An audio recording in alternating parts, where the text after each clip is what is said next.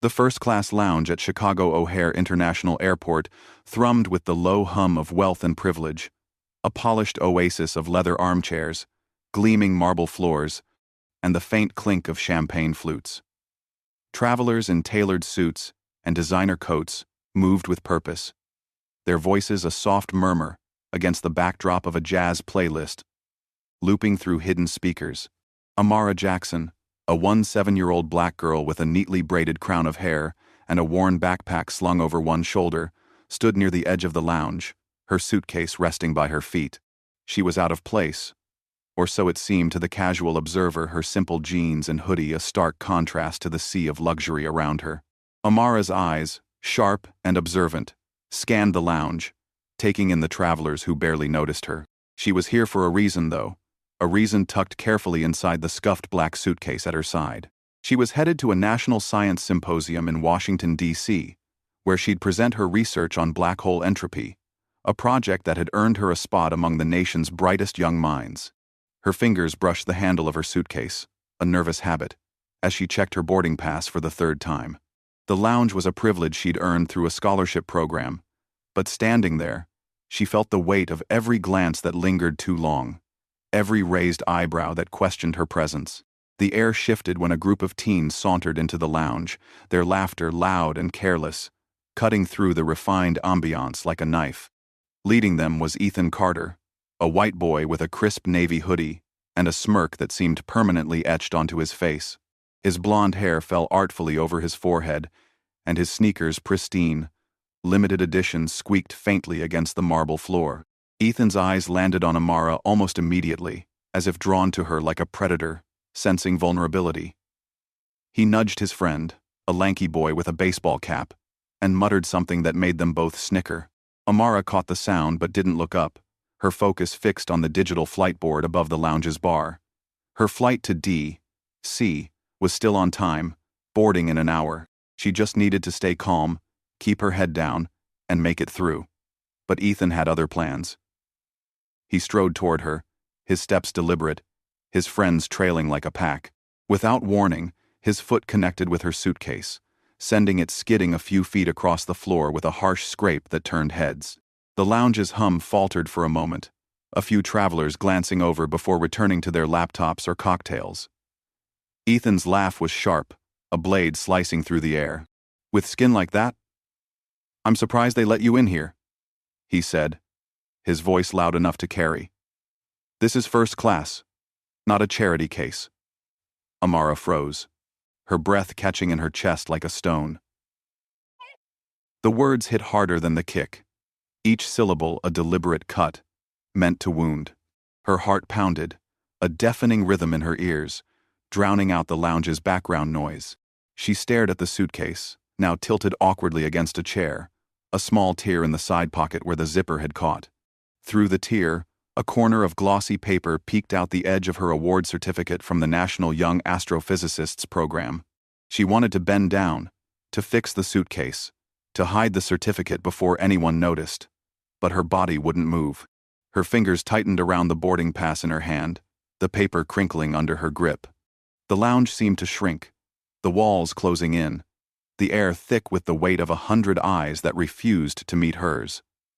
A woman in a silk scarf glanced over, then quickly looked away, her lips pursed. A man in a suit scrolled faster on his phone, pretending he hadn't heard. Ethan stood there, arms crossed, his smirk widening as he basked in the silence he'd created. "What's the matter?" he taunted, stepping closer. "Can't even defend your bag? Or are you just used to staying quiet?" The sting of his words burned, each one a fresh wound. Amara's throat tightened, her voice trapped somewhere deep inside, buried under years of navigating spaces where she was made to feel like an intruder. She was 17, but in that moment, she felt smaller, younger, like the 2-year-old girl who'd once been told she didn't look like a scientist by a teacher who meant it as a compliment. Her mind raced, replaying Ethan's words, the casual cruelty of them, the way they assumed she was less deserving, less capable, less human. She wanted to scream, to tell him he was wrong, to point to the certificate in her suitcase that proved she belonged here more than he ever could. but the words wouldn't come. Her silence felt like surrender, and Ethan seized it, his confidence swelling. "Bet you're only here because of some diversity quota," he sneered, his voice dripping with disdain. His friends laughed, a low, mocking chorus that made Amara's skin prickle. She glanced around, hoping for someone, anyone, to step in. A mother pulled her child closer, whispering something about not getting involved. A businessman adjusted his tie, his eyes fixed on the ceiling. The lounge's jazz playlist looped back to the same song, its notes mocking the tension in the air.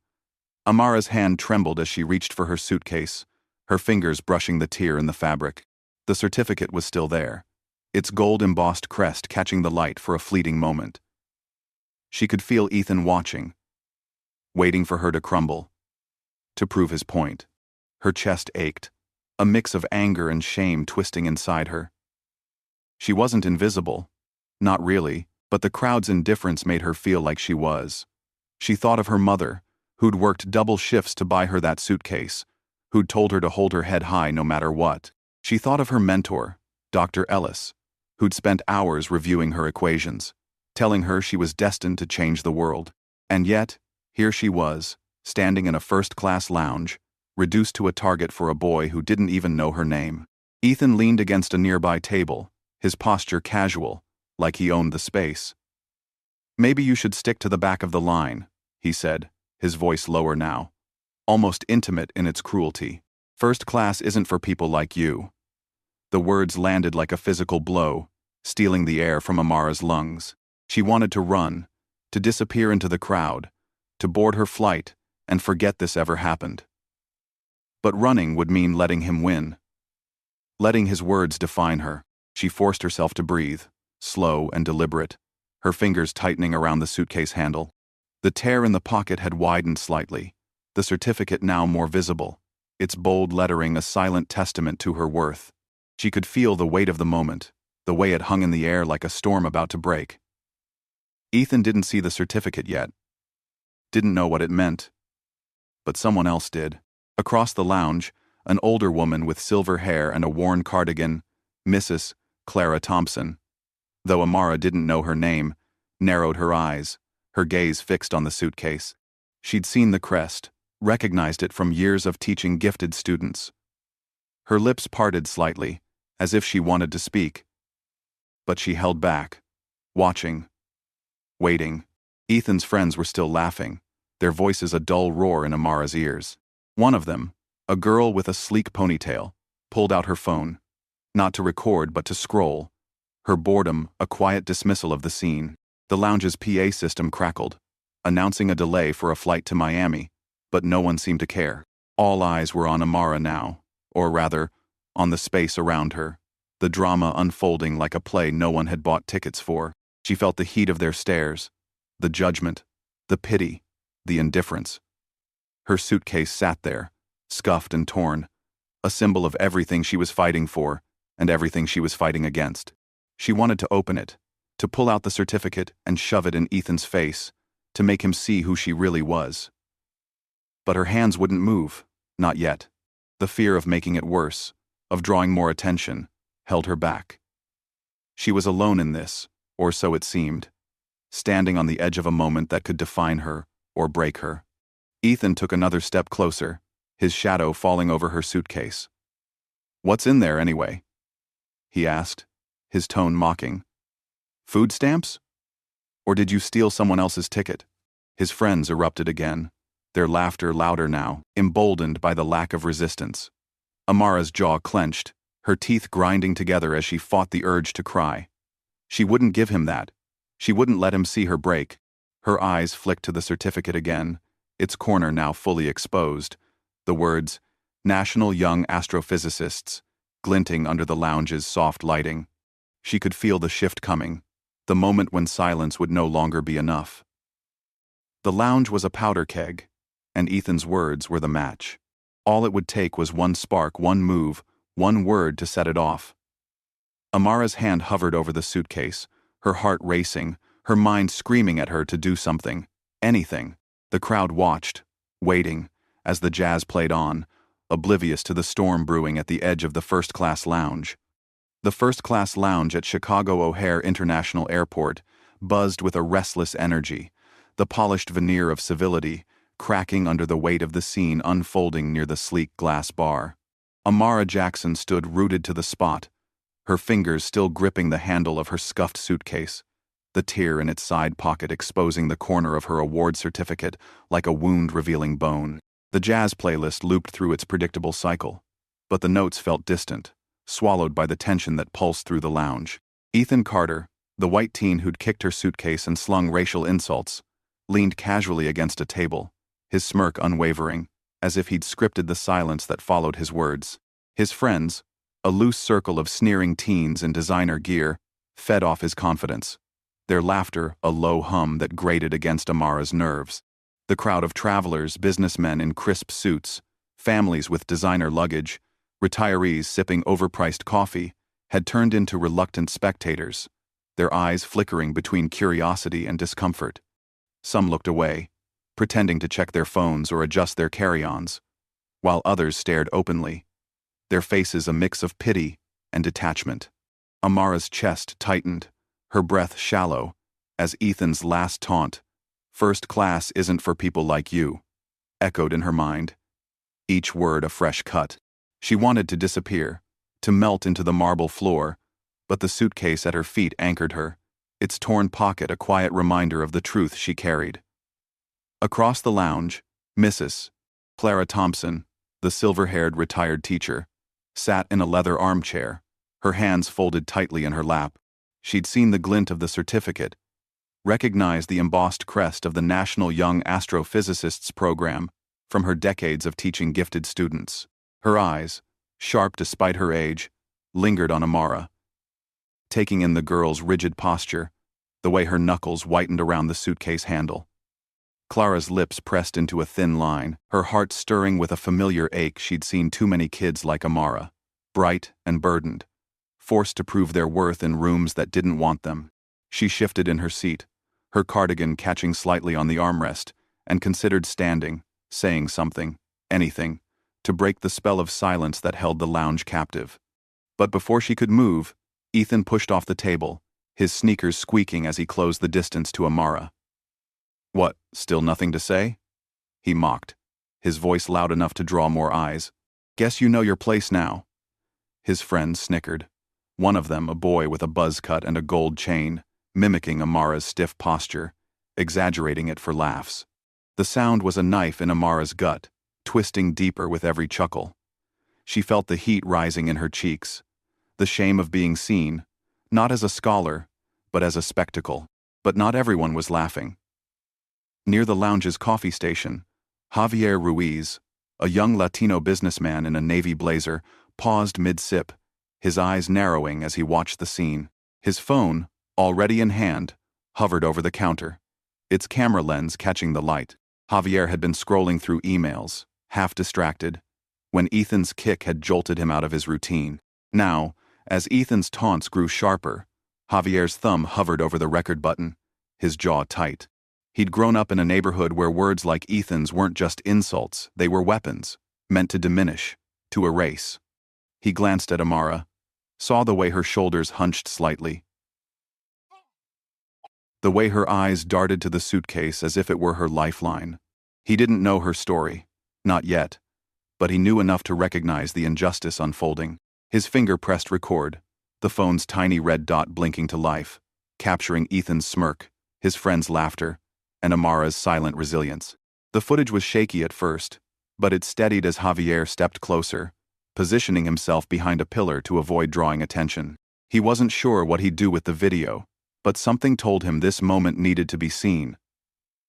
Amara felt the shift in the air, subtle but undeniable, like the moment before a storm breaks.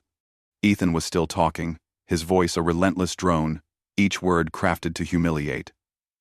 "Bet you're just here to clean the plane," he said, his eyes glinting with malice. "Or maybe you're lost economies that way." His friends howled, one of them slapping the table, the sound echoing through the lounge. Amara's throat burned. Her silence no longer a shield, but a cage. She wanted to scream, to tell him about the hours she'd spent poring over equations, The nights she'd stayed up perfecting her symposium presentation, the scholarship that had brought her here. But the words were stuck, tangled in the fear of making it worse, of giving him more ammunition. Her eyes flicked to the suitcase again, the certificate's crest now fully visible, its gold lettering catching the lounge's soft light. She could feel the crowd's eyes on her, their silence louder than Ethan's taunts. She was alone, or so she thought, until a soft voice cut through the haze. "Child, don't let him steal your light." "Mrs." Clara said, her words quiet but firm, carrying across the lounge like a lifeline. She'd risen from her armchair, her cardigan slightly askew, her eyes locked on Amara with a warmth that felt like a hand on her shoulder. The lounge seemed to pause, a few travelers turning to look at Clara, their expressions shifting from indifference to curiosity. Ethan faltered, his smirk twitching as he glanced at the older woman, unsure how to respond. "Excuse me?" he said, his tone sharp but less certain. Clara didn't flinch. "You heard me," she said, her voice steady, honed by years of commanding classrooms. "That girl's got more right to be here than you'll ever understand." She gestured toward Amara's suitcase, where the certificate's crest gleamed. "You might want to look closer before you open your mouth again." The words hung in the air, a challenge wrapped in calm authority. Amara's heart thudded, a mix of gratitude and fear swirling in her chest. She didn't know this woman, didn't know why she'd spoken up, but the words were a spark, igniting something inside her. Ethan laughed, but it was forced, a crack in his armor. "Whatever, lady," he said, rolling his eyes. But his friend's laughter had dimmed, their eyes darting between him and Clara. The crowd was shifting now, some travelers leaning forward, others whispering to their companions. Javier's camera caught it all the way. Ethan's confidence wavered. The way Clara stood tall despite her slight frame. The way Amara's posture straightened. Just a fraction. Amara took a breath. Her first full one since the ordeal began. And met Ethan's gaze. "You don't know me," she said, her voice low but clear, cutting through the lounge's hum. The words surprised even her, steady and sharp, like a blade she hadn't known she was carrying. Ethan blinked, caught off guard, his smirk faltering. "What did you say?" he asked, stepping closer. But there was a hesitation in his step now. A crack in the facade he'd built.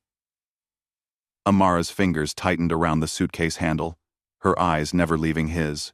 "I said, you don't know me," she repeated, louder this time, her voice carrying a strength she hadn't felt moments ago. "But you're about to." The lounge seemed to hold its breath, the jazz playlist fading into the background as Amara's words echoed. Javier's camera zoomed in, capturing the moment Amara's steady gaze, Ethan's faltering bravado, Clara's quiet nod of approval.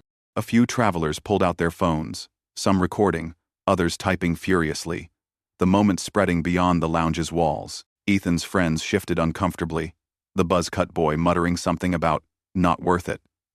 But Ethan wasn't backing down. Not yet.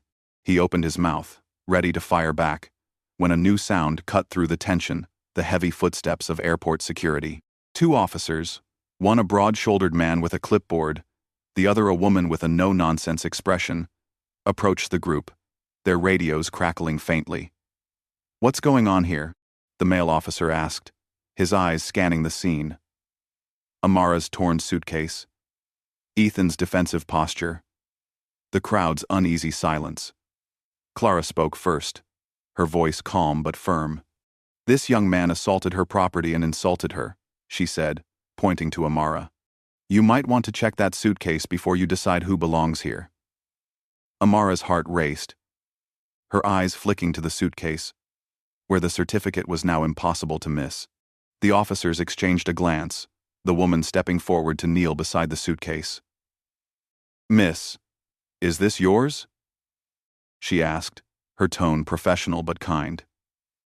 "Yes," she managed, her voice barely above a whisper. The officer's fingers brushed the torn pocket, revealing the full certificate, its gold crest, its bold lettering proclaiming Amara Jackson as a recipient of the National Young Astrophysicists Award. A murmur rippled through the crowd, heads craning to see. Ethan's smirk was gone now, replaced by a flicker of unease. His friends stepped back, their laughter silenced. As the officer held up the certificate, her eyes widening slightly. "This is yours?" she asked again. And Amara nodded, her voice stronger now. "Yes, I'm here for the symposium in D.C. The officer's expression softened, a hint of respect in her gaze, while Ethan's face paled, his bravado crumbling under the weight of the truth. The lounge was no longer silent.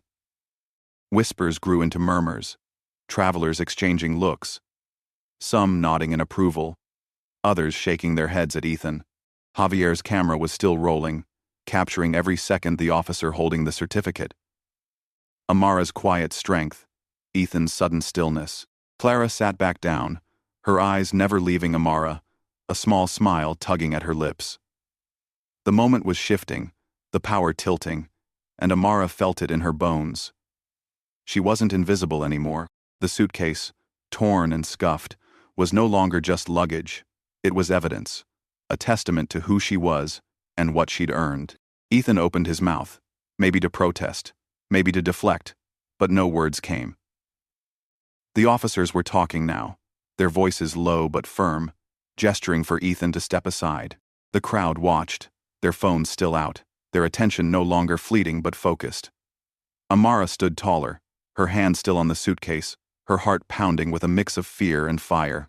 The ripple had begun, and it was spreading, unstoppable, through the lounge and beyond. The first-class lounge at Chicago O'Hare International Airport pulsed with a charged silence, the kind that follows a storm's first thunderclap, heavy with the promise of more to come. The sleek marble floors reflected the soft glow of pendant lights, but the air was thick with tension, the jazz playlist now a faint hum beneath the murmur of travelers. Amara Jackson stood near the center of the lounge, her scuffed suitcase at her feet, its torn side pocket exposing the gold-embossed crest of her National Young Astrophysicists Program certificate.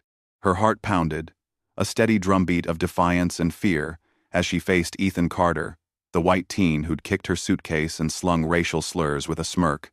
His navy hoodie was slightly askew now, his blonde hair falling into his eyes, but his confidence hadn't fully cracked, not yet. His friends, a loose knot of teens in designer clothes, lingered behind him, their laughter quieter now, uncertain. The crowd of travelers, businessmen in tailored suits, families with monogrammed luggage, retirees nursing overpriced lattes, had become a reluctant audience, their eyes darting between Amara, Ethan, and the two security officers who'd just arrived, their radios crackling like static in a storm. The officers, a broad-shouldered man named Officer Daniels, and a woman with a sharp gaze named Officer Ruiz, stood between Amara and Ethan, their presence a wall that shifted the room's dynamic. Daniels held a clipboard, his pen poised, while Ruiz knelt beside Amara's suitcase, her fingers brushing the torn pocket. "This yours, miss?" Ruiz asked, her voice calm but firm, cutting through the lounge's hum. Amara nodded, her throat tight, the weight of every stare pressing against her. "Yes," she said, her voice steady despite the tremor in her hands. Ruiz gently pulled the certificate free, its gold lettering catching the light. Amara Jackson, National Young Astrophysicists Award, honoree for outstanding research in black hole entropy. A murmur rippled through the crowd, heads craning, phones tilting to capture the moment. Ethan's smirk faltered, his eyes narrowing as he caught sight of the certificate, its significance dawning slowly, like a shadow creeping across his face. His friends shifted, the buzz-cut boy with the gold chain taking a step back, his grin replaced by a nervous glance. Mrs. Clara Thompson, the retired teacher who'd first spoken up, sat nearby, her silver hair glinting under the lights, her cardigan slightly bunched at the sleeves. Her eyes, sharp and knowing, never left Amara, a quiet pride in her gaze. She'd seen the certificate early, recognized its weight, and her words, "You might want to look closer before you open your mouth again," still hung in the air, a challenge Ethan hadn't answered. Now, as Officer Ruiz held the certificate aloft, reading the title aloud in a clear, deliberate voice, the lounge seemed to hold its breath. "This says you're headed to a symposium in D.C.," Ruiz said, glancing at Amara with a flicker of respect. "Is that right?" Amara nodded, her voice stronger now. "Yes, ma'am. I'm presenting my research tomorrow." The words were simple, but they landed like a gavel, silencing the whispers, shifting the crowd's gaze from pity to awe. A woman in a silk scarf, who'd earlier looked away, leaned forward, her lips parting. A businessman, previously glued to his laptop, set it aside, his eyes fixed on Amara. Ethan's face paled, his bravado crumbling like dry sand. "That doesn't mean anything," he muttered, but his voice lacked its earlier bite, his eyes darting to his friends for support. They didn't meet his gaze. The buzz-cut boy was scrolling on his phone, his shoulders hunched, while the girl with the sleek ponytail whispered something to another friend, their laughter gone. Javier Ruiz, the young Latino businessman who'd been filming from behind a pillar, zoomed in, his camera capturing Ethan's faltering expression, Amara's steady posture, and the certificate gleaming in Officer Ruiz's hands. The video, already uploaded to social media, was gaining traction, comments flooding in with hashtags like "number Amara shines" and "number airport justice." Javier's jaw was tight, his own memories of being targeted for his heritage fueling his resolve to document every second. He hadn't spoken yet, but his footage was speaking for him, amplifying Amara's truth beyond the lounge's walls. Officer Daniels turned to Ethan, his clipboard now tucked under his arm. "You want to explain why you damaged her property?" he asked, his tone even but unyielding. Ethan shifted, his sneakers scuffing the marble floor. "It was an accident," he said, his voice too quick, too defensive. "I didn't mean to, I was just messing around." His eyes flicked to the certificate, then away, as if it burned him. Daniels raised an eyebrow, glancing at the suitcase's torn pocket, the scuff marks from Ethan's pristine sneakers stark against the black fabric. "Messing around doesn't include what we heard," he said, nodding to Ruiz, who was now standing, the certificate still in her hands. "Multiple witnesses say you insulted her, targeted her. That's not a game." The crowd murmured again, a few travelers nodding, others pulling out their phones to record. The moment crystallizing into something larger, something undeniable.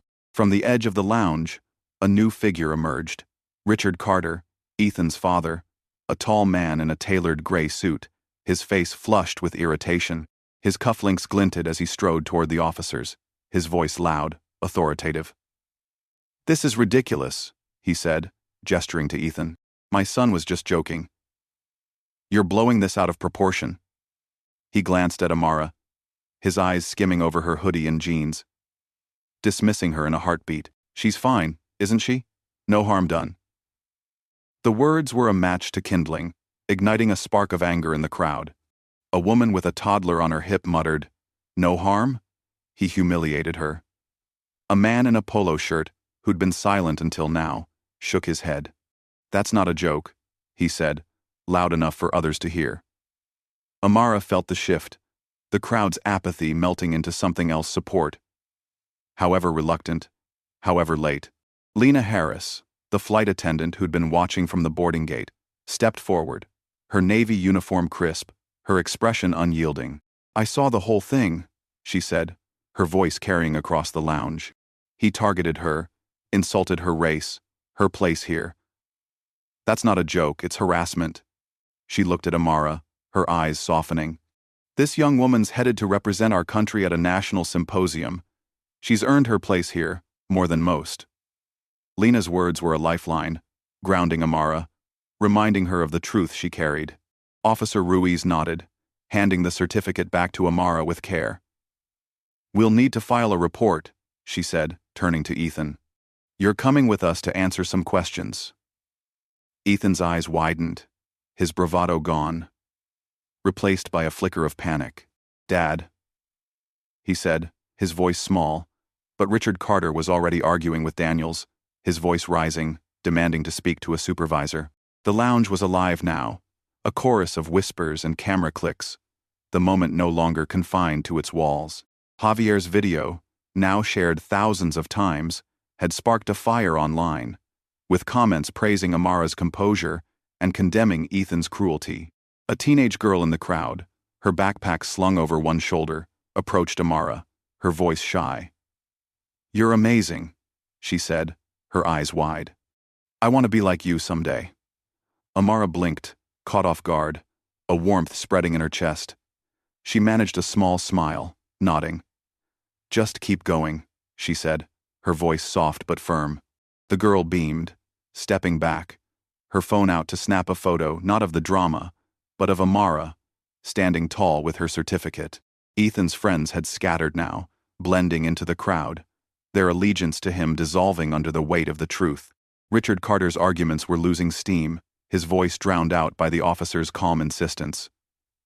"This isn't over," he snapped. But his words felt hollow, a last grasp at control. Amara stood still, the certificate in her hands, its weight grounding her. She thought of her mother, who'd worked double shifts to afford her school supplies, of Dr. Ellis, who'd spent hours refining her equations, of Clara, who'd seen her when she felt invisible. The lounge, once a cage of judgment, was now a stage, and she was no longer the victim, but the victor. The crowd's murmurs grew softer, their eyes no longer avoiding hers but meeting them, some with apologies, others with respect. Officer Daniels gestured for Ethan to follow, his tone leaving no room for argument. "Let's go," he said, and Ethan shuffled after him, his head down, his father trailing behind, still muttering about lawyers. Ruiz stayed a moment longer, her eyes on Amara.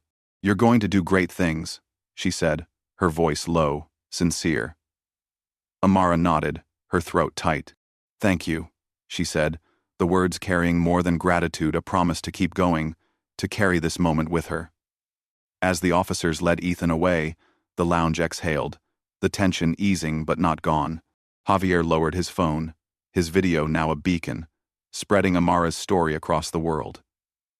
Clara watched from her armchair, her smile small but proud, as if she'd known all along how this would end. Amara tucked the certificate back into her suitcase, its torn pocket a reminder of the fight, and turned toward the gate, her steps steady, her heart alight with a fire that no one could dim. The first-class lounge at Chicago O'Hare International Airport had settled into a fragile calm, the earlier storm of confrontation now reduced to a low murmur of voices and the clink of glassware. The marble floors gleamed under the warm glow of pendant lights, but the air still carried a faint charge, like the hush after a lightning strike. Amara Jackson stood near the boarding gate, her scuffed suitcase resting by her feet, its torn side pocket a silent testament to the ordeal she'd endured. In her hands, she held the National Young Astrophysicists Program certificate, its gold-embossed crest slightly creased but radiant under the lounge's soft lighting. Her heart beat steadily, no longer racing with fear but pulsing with a quiet strength, forged in the crucible of Ethan Carter's cruelty and the crowd's shifting allegiance. The jazz playlist looped faintly, its notes a distant backdrop to the weight of the moment. Ethan, the white teen who'd kicked her suitcase and spewed racial slurs, had been escorted away by security, his father's protests fading behind a closed office door. The travelers, once a wall of indifference, now watched Amara with a mix of respect and curiosity, their phones still out, some recording, others typing, as Javier Ruiz's viral video spread her story across the internet. Amara smoothed the certificate's edges, her fingers tracing the bold lettering of her name, a name that had been mocked but now stood as a beacon. She was moments from boarding her flight to Washington, D.C., where she'd present her research on black hole entropy, a project that had earned her a place among the nation's brightest minds. But the weight of the lounge's events clung to her, demanding she pause, process, and carry the moment forward. Her eyes flicked to the gate, where Lena Harris, the flight attendant, checked boarding passes with a calm efficiency, her Navy uniform crisp, her gaze warm with unspoken solidarity. Lena had vouched for Amara, her voice cutting through the chaos to affirm her truth, and now she stood as a quiet ally. A reminder that Amara wasn't alone. The crowd's murmurs had softened, but their eyes followed her, some with admiration, others with a sheepish guilt for their earlier silence. Amara felt the shift, the way the lounge had transformed from a cage into a stage, her story no longer hidden but illuminated. Mrs. Clara Thompson, The retired teacher who'd first broken the silence approached slowly, her cardigan slightly rumpled, her silver hair catching the light. Her steps were measured, her eyes carrying a depth that spoke of battles fought long ago. "You held your own out there," Clara said, her voice soft but resonant, like a note struck on a well-tuned string. Amara looked up, her grip on the certificate tightening, a flicker of doubt still lingering. "I didn't feel like I did," she admitted, her voice low, almost lost in the lounge's hum. "I just stood there." Clara's lips curved into a knowing smile, her eyes crinkling at the corners. "Sometimes standing is the hardest part," she said. "I was your age once, in a place like this, not an airport, but a room full of folks who thought I was less. Took me decades to learn what you showed today. Your worth doesn't need their permission." The words landed softly, sinking into Amara's chest, stirring memories of her mother's late-night encouragement, her mentor's faith in her equations. She nodded, her throat tight, Clara's presence a steady anchor in the fading storm. Before Amara could respond, a shadow fell across her suitcase. Ethan Carter stood there, alone, his navy hoodie wrinkled, his blonde hair disheveled.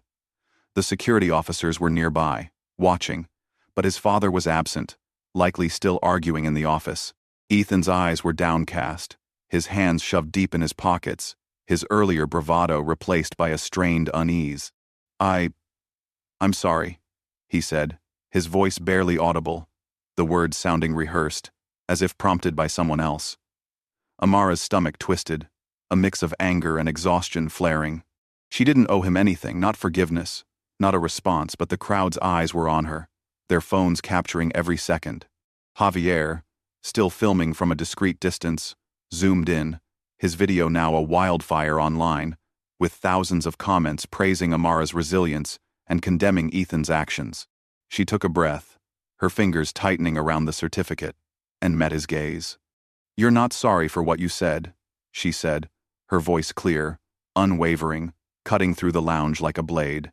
"You're sorry it didn't work. You thought you could break me. But you can't." Ethan flinched, his face reddening, his eyes darting to the crowd, then back to the floor. The lounge was silent, the jazz playlist fading into irrelevance as Amara's words echoed.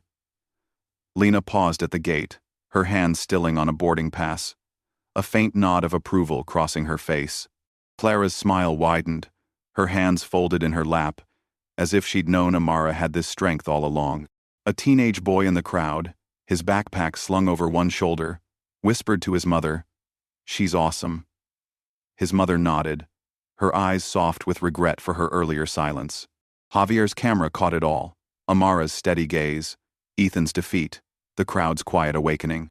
The video, now trending with hashtags like #AmaraStrong, was reshaping the narrative, turning a moment of cruelty into a beacon of resilience. Ethan opened his mouth, perhaps to argue, but the words died in his throat. He shuffled back toward the security officers, their radios crackling as they gestured for him to follow. The crowd watched him go, their murmurs growing, some shaking their heads, others typing furiously on their phones. Amara turned back to Clara, her chest lighter, as if she'd shed a weight she hadn't known she carried.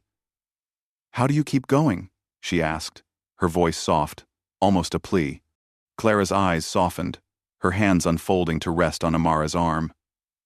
"You remember who you are?" she said. "Not what they say, not what they think, but who you are. That certificate? It's just paper. You're the real proof." Amara nodded, her eyes stinging, the words settling deep, like seeds in fertile soil. She thought of her mother, who'd sacrificed so much for her dreams, of Dr.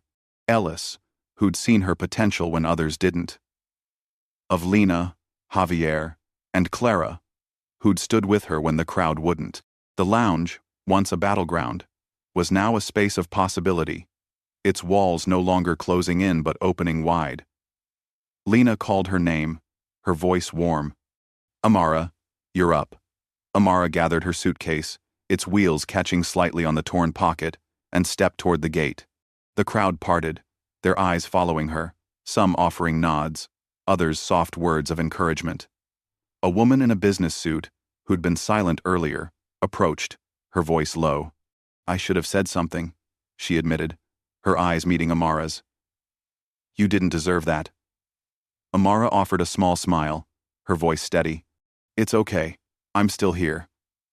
The woman nodded, stepping back, her expression a mix of guilt and respect. As Amara handed Lena her boarding pass, the flight attendant leaned in, her voice a whisper. "You're going to shine out there," she said. "Not just in D.C., but everywhere." Amara's lips curved, a warmth spreading through her. "Thank you," she said, the words carrying a promise to herself, to Lena, to everyone who'd seen her stand tall. The crowd broke into soft applause, not loud or performative, but genuine. A ripple of recognition that followed Amara as she stepped into the jetway. The suitcase's wheels rolled smoothly now, the tear in its pocket, a badge of survival, not shame. Javier lowered his phone, his video now shared tens of thousands of times, sparking conversations about courage, prejudice, and the power of truth. Clara watched from her armchair, her eyes glistening, as if she'd seen a piece of her own past redeemed in Amara's resolve. As Amara walked down the jetway, the echo of her steps was steady, purposeful, carrying her toward D.C., toward her future. She thought of Ethan's words, his attempt to diminish her, and how they'd failed. She thought of Clara's wisdom, Lena's support, Javier's quiet activism. Most of all, she thought of herself, not the girl who'd frozen in fear, but the one who'd stood, spoken, and reclaimed her space. The lesson wasn't spoken but lived, that resilience, rooted in self-worth, could turn cruelty into a catalyst, hate into hope. The jetway stretched ahead, and Amara walked on, her light undimmed, her story echoing far beyond the lounge.